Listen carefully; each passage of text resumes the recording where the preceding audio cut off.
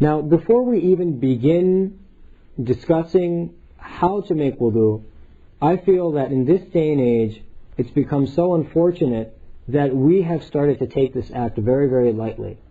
Meaning we see wudu as a means of just getting water on our body parts and getting it done with, and then think that the salah is the main thing. So let's just get the wudu done as fast as we can, let's just finish it so that we can get to the salah.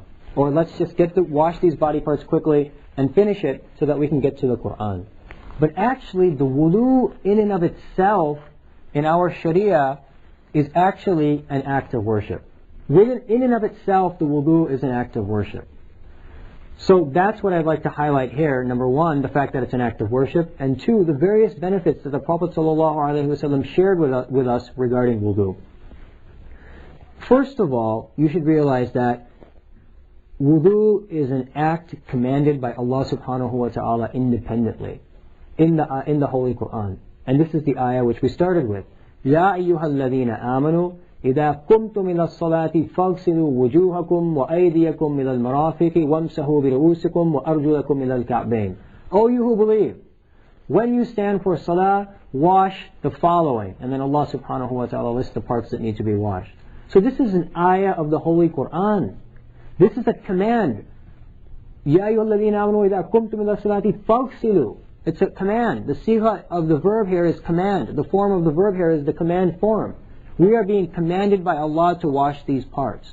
So when you perform the wudu, you in essence are actually fulfilling the commandment of Allah subhanahu wa ta'ala. But take it one step further.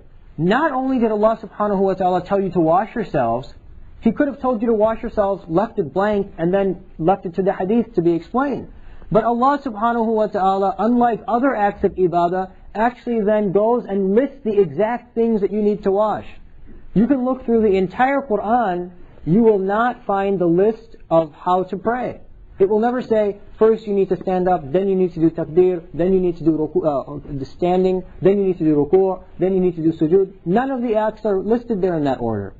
Yet for the case of wudu, Allah subhanahu wa ta'ala showed its importance by actually listing step by step exactly how the wudu should be performed, at least the fara'id aspects of it.